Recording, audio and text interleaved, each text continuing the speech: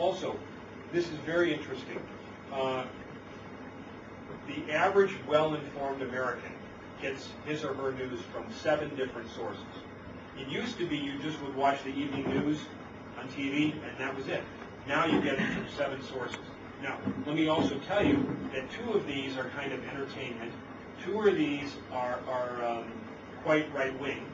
You may have heard of Rush Limbaugh. He's a crazy American radio guy, really out to lunch.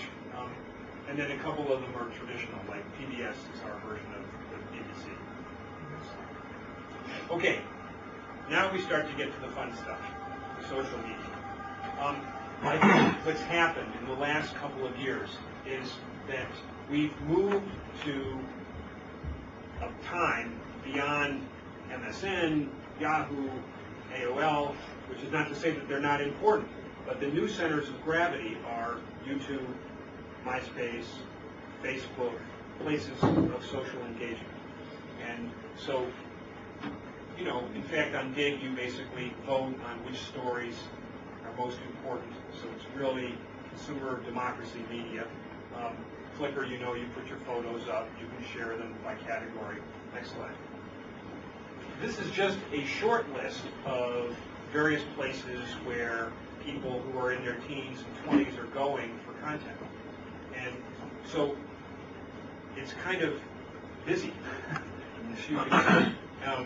So whether it's downloading ringtones or you mentioned Cyworld, here we are, Fiorella, the video, instant messaging, blogging, which I'll get to in a minute, knowledge sharing, like Dig or Wikipedia.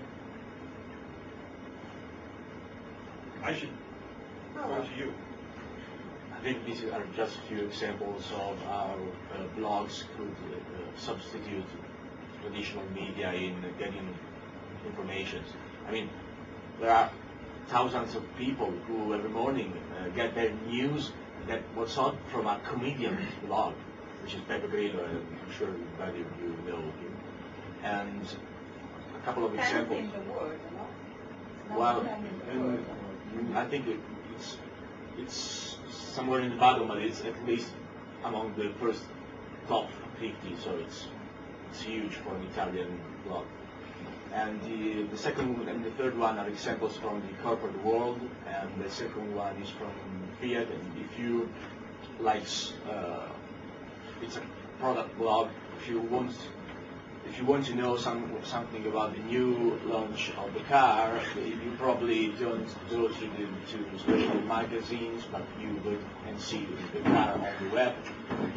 Same for Desmo blog, which actually used to be a CEO blog. Now the CEO moved away, but they maintained the blog because it was really effective. And the last example is nano publishing platform. So another example, if you want to know what's up in the stock market, you probably don't go to a business daily, but you go and see an analyst blog. These are just examples from our market. Richard, one question.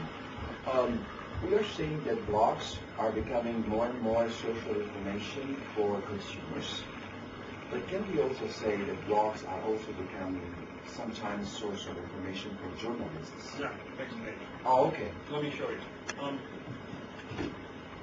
It is absolutely true in technology and in public affairs that the blogs are a prime source for journalists looking for the next story. We studied the FT, the New York Times, the Wall Street Journal, big publications, the number of stories that made attributions to blogs from the end of 2004 to the end of 2006 quadrupled. There was 250 stories on politics that came from blogs. So it's according to daily costs. Okay. It's also true in consumer products. So we worked on the Dove campaign in New York. In order for us to get on CNN, it had to get on Gawker first. Gawker is a 4-person website focused on celebrities. And so when they did it, Gawker, then CNN said, oh, this is a great story, let's go with it. Until then, not a story. So, you have your answer. Can you know that is happening also with YouTube? Maybe you remember the topic of the crucifix last week. But sometimes when they find an interesting video, just made by guys with a cellular phone, they just put it on primetime news. I want to show you some data, and Fiorella can talk to you about Italy specifically, but for Europe, what I want to show you is that PR used to end here. PR used to end with articles in newspapers.